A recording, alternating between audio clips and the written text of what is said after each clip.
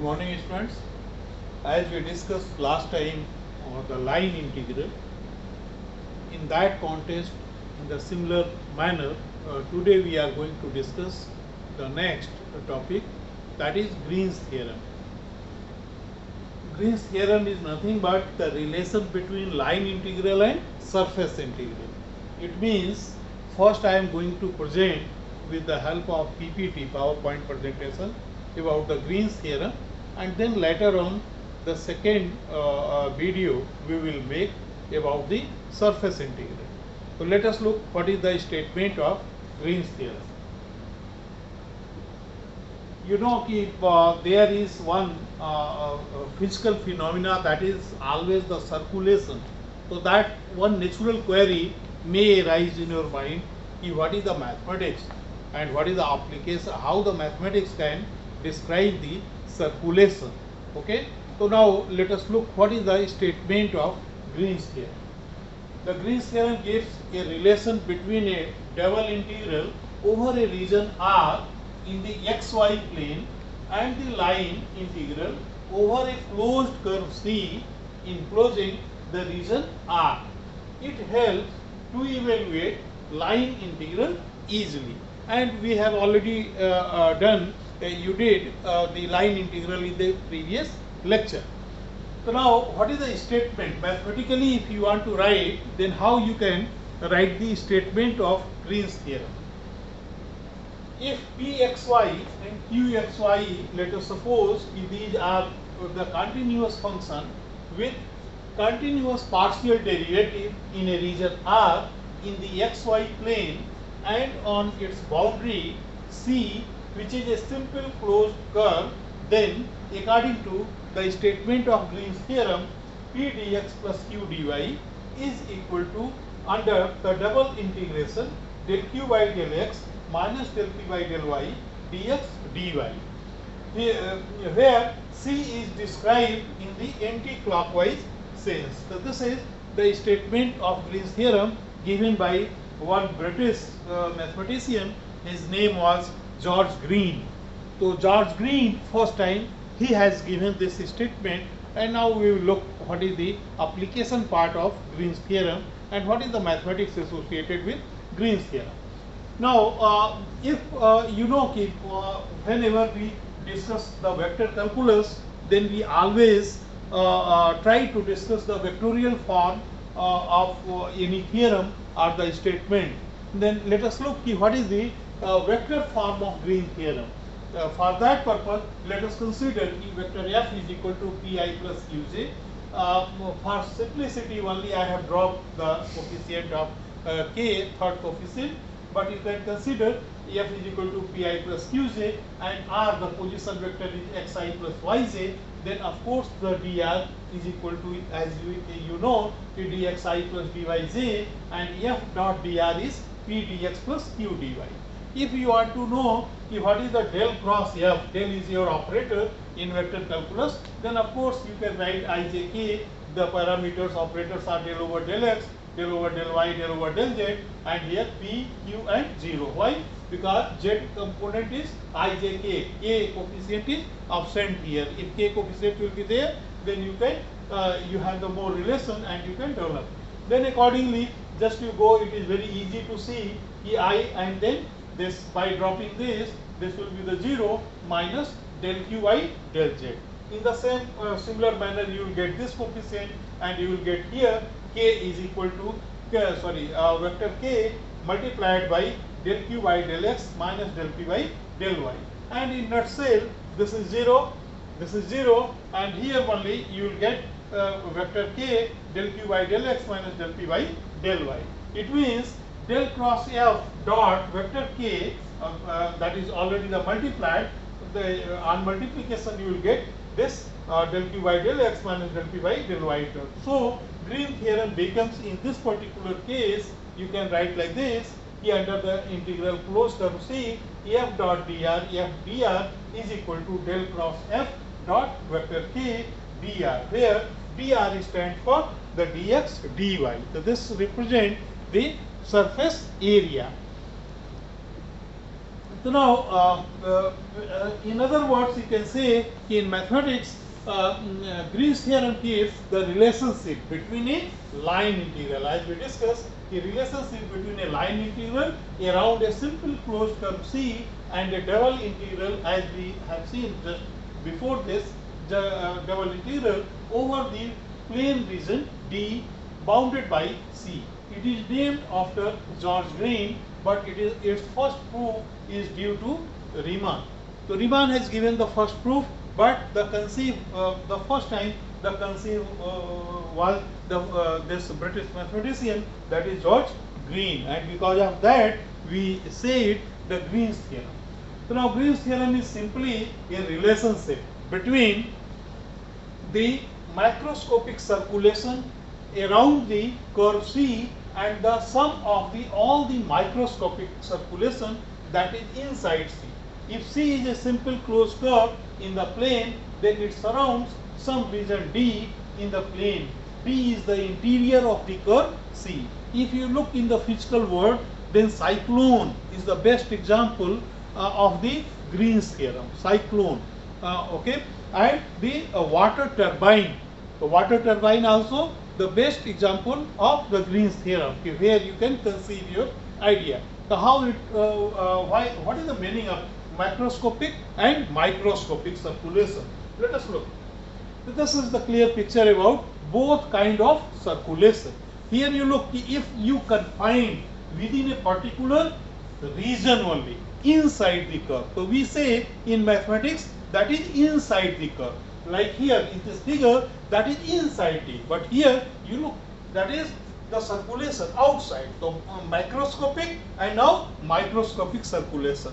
So that is already this picture described nicely. What is the meaning of both kind of circulation and what is the meaning of the region D in complex.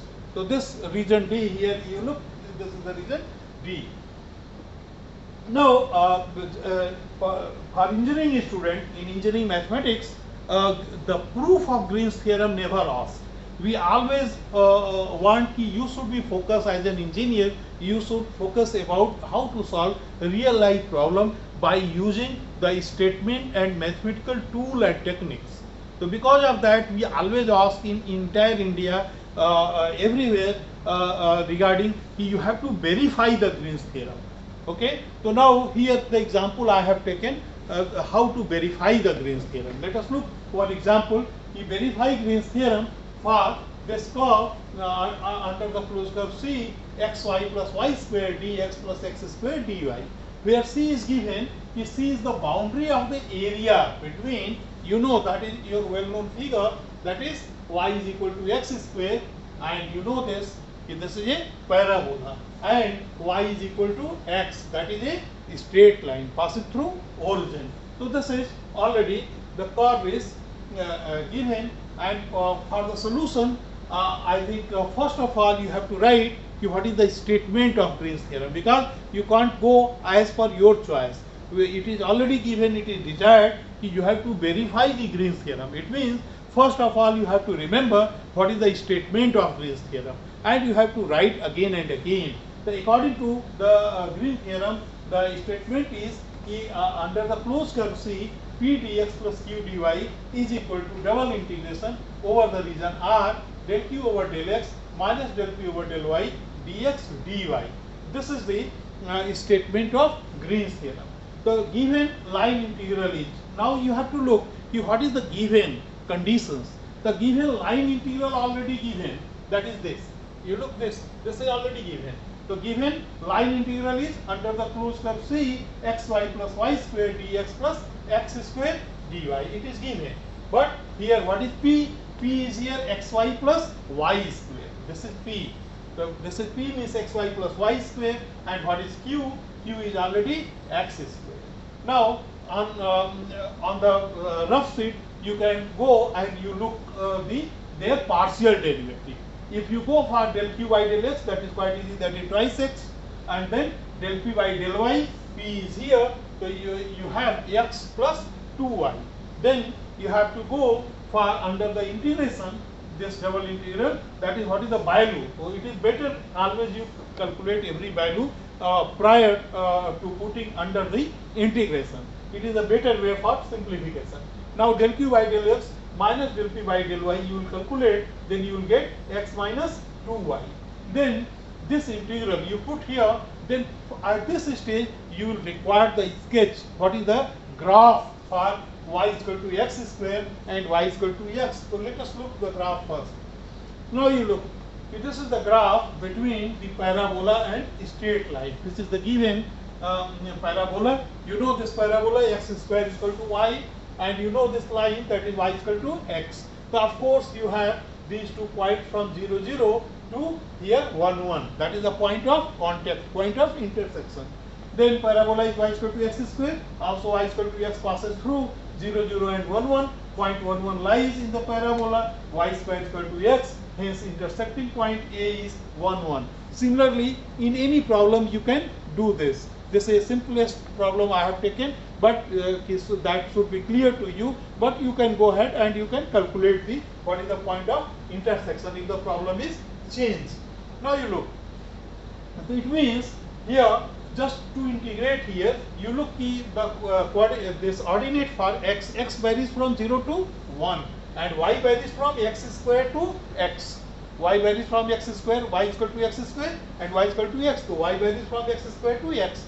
Then x minus 2y dy over dx, and after calculation, after integration, as per the double integral concept, you will get here minus 1 by 20.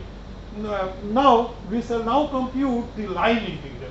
What is the line integral means? One part already you have computed this. Now we are going to compute the line integral. So line integral means this, and for this purpose, just to look, already you have to write what is the given.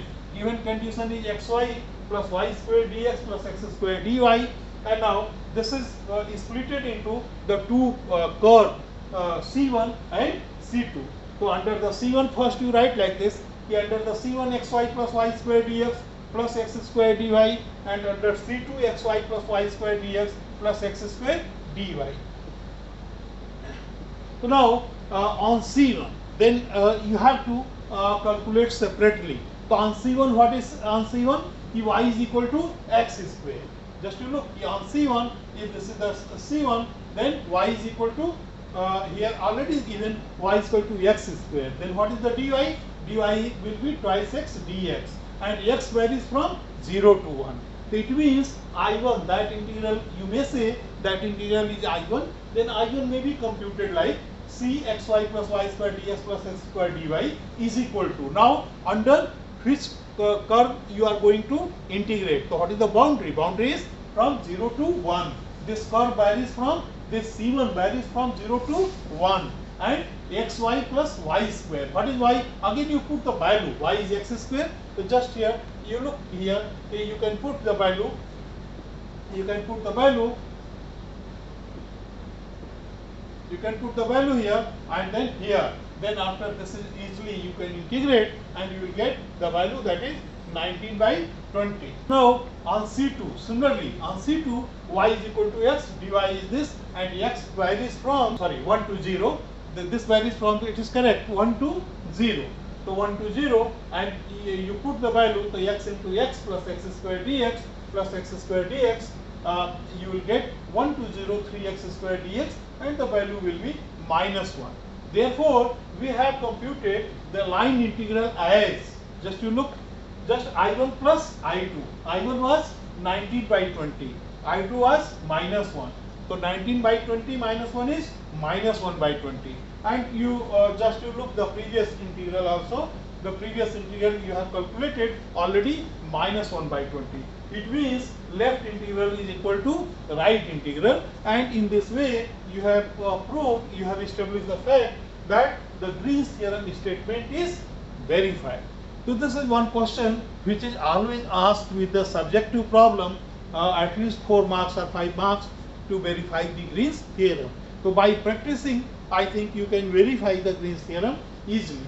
Now something, since you are engineering student, then I have kept few more information for you. Whenever it is required at any time, then you at least you can conceive the application part of Green's theorem. So just to look again, more about the Green's and Stokes theorem. Next we will study about the Stokes, and that is already inbuilt both the theorem. So here what is the more knowledge required for Green's theorem? In terms of circulation, Green's theorem convert the line integral to a double integral of the microscopic circulation. You know that is very inbuilt. One side already you have in Green theorem the single integration, another side is double integration, and both are equal. That is quite fantastic thing in mathematics. Both sides equal. This is the beauty of Green's theorem. Just to discuss the complex phenomena, water turbine, as I said, and cyclone may be example of both Green and Stokes. So this is maybe the good example of Green's theorem. Green's theorem also used for calculating mass area and momenta to prove Kepler's law, planetary motion, measuring the energy of steady currents. Electrodynamics is entirely based on Green's theorem. So all the electrical background students and sometimes if you work in such environment where it is required, then that electrodynamics is entirely based on this theorem. So because of that, now vector calculus is one of the favorite topic of in the applied world of engineers. So this is you have to take your interest to study nicely about the Green's theorem. Now although it has been already explained, but very quickly you can look this also. Let C be a positively oriented. In some books, or some author or some teachers, they don't describe say like this. This is inside the circle or outside circle. They have coined a different name in that sense. They say the positive and negative. So that is positive and negative. So what is the meaning in that sense? Let's say be a positively oriented piecewise smooth simple closed curve, and let D be the region enclosed by the curve. If P and Q have continuous first order partial derivative on D, then we can say if this is equal to this. Here we have used the term that is the piecewise smooth. One we say ki smooth curve, and one we say ki piecewise smoothness. What is the difference? Let us look the example is sphere. Sphere is a smooth surface, a smooth sphere. But rectangle or cube is piecewise smooth. The cube is always keep in your mind always whenever you come across these line, ki smooth surface or smooth geometry of any geometrical figure, then that is sphere, that is circle. But the piecewise continuous or piecewise smoothness, that is laying with cube, okay, or rectangle, okay. So now in that sense it is written that Green's theorem is in fact the special case of Stokes theorem in which the surface lies entirely in the plane, but with simpler form, especially in a vector field in the plane. So now very quickly I can skip this. Here you can look, sometime it is required you have to go through and derive the find the area of the ellipse by using Green's theorem. So very quickly you have a look here. If area is required, then you know that this is the equation of the ellipse. This is the ellipse. Then you have to go through the polar coordinate. Means what is x and y? The x is what? A cosine theta. Y is b sine theta. Dx you can write dy, and then very easily you can find out the area of the ellipse or any other known figure. But again I say in entire for the engineering student, the pet question always ask, that is the verification of Green's theorem. But this is also one of the feature where you can find out the area, because that is the double integral. So you can find out the area of any geometrical conic like this. Here we are talking about the ellipse, how to find the area of the ellipse. So now in this way I think we have already gone through the contribution of George Green. Just to look here, his Mr. George Green, and his contribution is he has first time he has given this idea how we can equivalent, how you can write the both the integral, this double integral and this single integral, that is all equivalent. So this idea was conceived, and on the basis of this idea I think all these very important theorem which has the huge application in engineering world. That is next theorem we will study, that is Stokes theorem, and then Gauss divergence theorem and the generalized Stokes theorem. So all are the connected with one single idea, and the idea was given by George Green. So you never forget Mr. George Green. Now, thank you very much, and next video will be related with this Green's theorem we have already discussed, and surface integral we will discuss through the board part. Thank you very much. Stay safe. Thank you.